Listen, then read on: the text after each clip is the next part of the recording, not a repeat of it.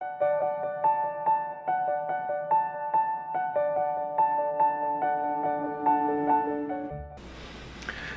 everybody, 21st Century Music Theory here with Eminem. We're here to talk about one of our more serious and potentially necessary sessions. How honest are we with ourselves? How good are we at embracing emotional and mental hardships, at looking into our past and into our humanness? That is, how can we locate, screen, and heal any imbalances that at some point might either hinder us or sabotage the fulfillment of a complete career and a fulfilling life? What are the benefits of self-exploration and acquiring external assessments and support? A sense of objectivity. We see ourselves in a right-sized manner. Our self-importance and concerns become balanced. Understanding of options and possibilities. We see potentials and paths that are best for us and don't take on activities, careers, or activities that are harmful to our well-being. We learn to ask for help and seek assistance from others, not as a weakness, but as a strength. Artists and musicians tend to have a heightened sensitivity to the things around us. We pick up on it in a different way, and if we're not emotionally secure and realize what that is and how powerful it is, it can get out of hand and sometimes can become very unhealthy. Depending upon which studies you read, the general populace has varying degrees of personal struggle and concerns with mental or emotional health, ranging from a mild to severe 40 to 75%. Many believe over the course of one's life, everyone will experience some form of emotional or mental stress that will or should benefit from professional intervention. This fact gets magnified when the rigors of an artistic career become our focus. So whether or not you're contemplating a career in the arts or just simply are artistic or creative in some capacity, let's look into the concerns that are most essential for adults and especially young adults and artists as early in the schooling and career development as possible. Ann Garcia has graduate degrees in both psychology and clinical psychology, and she has been teaching undergraduate courses for over 25 years, including courses in the neuropsychology of addiction and the traditional first semester course of introductory psychology.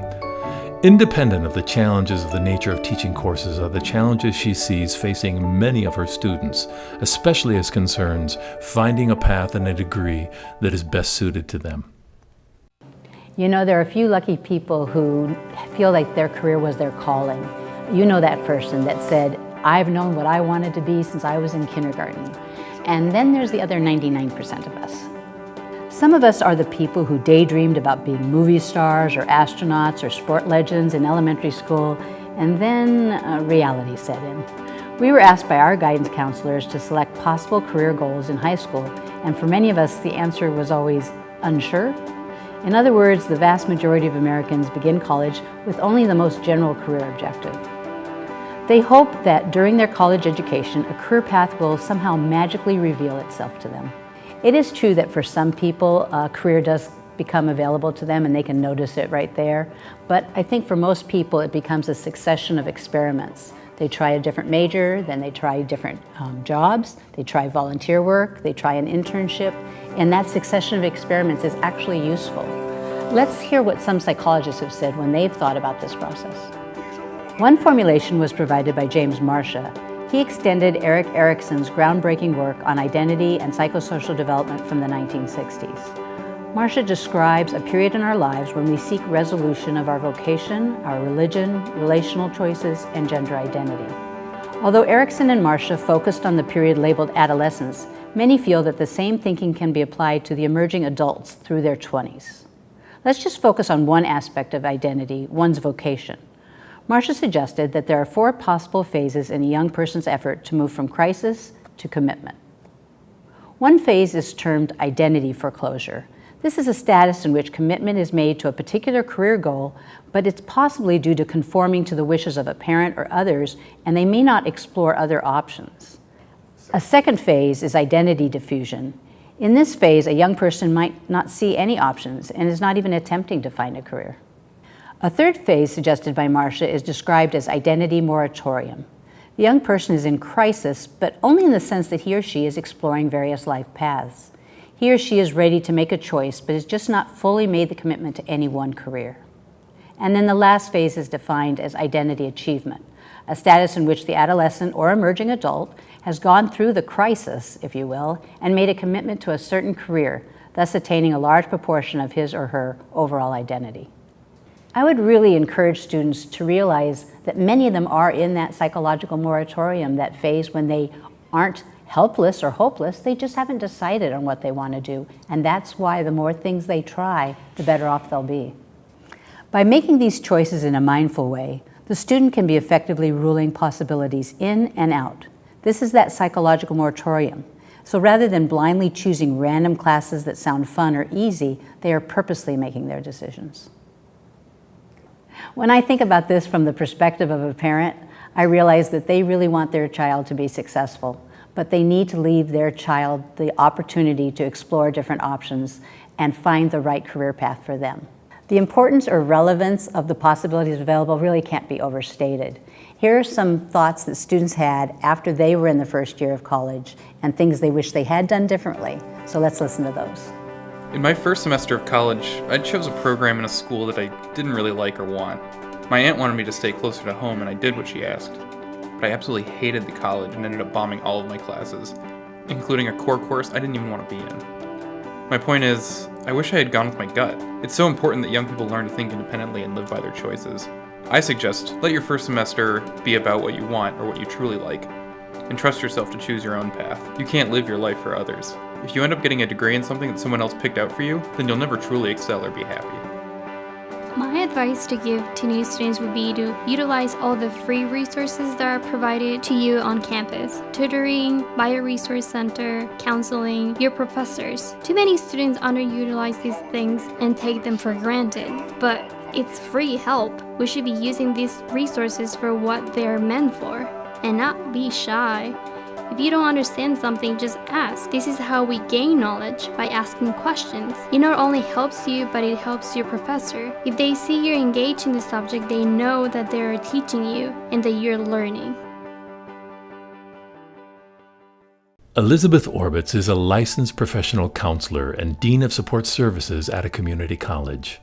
She has a deep concern for student well-being and mental emotional health and believes students should consider self-knowledge a prerequisite for college and career success. We all have personal struggles over the course of our life, especially during times of transition like beginning college.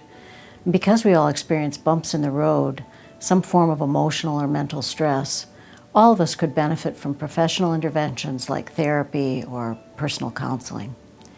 According to the 2012 NAMI report, almost half of college-age students report struggling from some form of mental distress. We know that personal counseling can contribute to better emotional and mental wellness and better academic success. Students can find counseling services on their college webpage, on their Blackboard site, instructor syllabus, at wellness and welcome day events, or just by visiting the advising and counseling department. We daily have students who come to counseling for the first time, nervous and fearful about being stigmatized by the struggles and challenges they are facing, only to find relief that the burden they carried for months, sometimes years, has been relieved. Our Western culture teaches us to be independent and stand on our own 2 feet, and the reality is none of us does this alone. It's certainly true that overly dependent students will not be successful in life, but more often counselors meet students who are so busy trying to prove themselves to themselves or their families that they can do it themselves, that they fail to recognize the free and useful resources available at every college. They also fail to realize how much help other students are receiving as well. The reality is none of us does it alone. The resources are there because we expect and want students to use them. Sometimes the resources themselves can seem overwhelming, but that is where the counselors step in to walk you through the process. The reality is that healthy people strive to be what we call interdependent, which means we learn to know when we can do it ourselves, when we need help from others, and when we in turn can help others. I didn't realize, but I had been abused and abandoned in various ways as a child. I was carrying this anger and confusion into my adult years, even drinking and using drugs at times. When I got to class, I was not at all motivated to study. I didn't even know what I wanted to do. My teacher pulled me aside just to chat. She asked me questions about what I wanted, felt, and thought, and I trusted her, and I began to talk about my past. She said almost everyone has something in their past that can dampen their future, and she recommended I talk to a counselor. She even volunteered to go with me. To make a long story short, I'm so relieved. I'm talking through this past with a counselor. I'm in a 12-step program to open up every day, and I'm truly happy to be alive. I'll just say, pretending the past didn't happen and holding the pain in is the worst decision I have ever made. Asking for help and talking to others was the best. We're obviously not qualified to say who suffers from this. Yeah, no, so I think the biggest thing we can say is if you think you have an issue or concern, you are not inadequate or weak. If you examine yourself and find any signs of what we might call career demons and seek assistance from professionals, the exact opposite would be true. In fact, you'd be heroes of honesty, you'd be gladiators of integrity, and you'll multiply your stock times 10, maybe even times 100.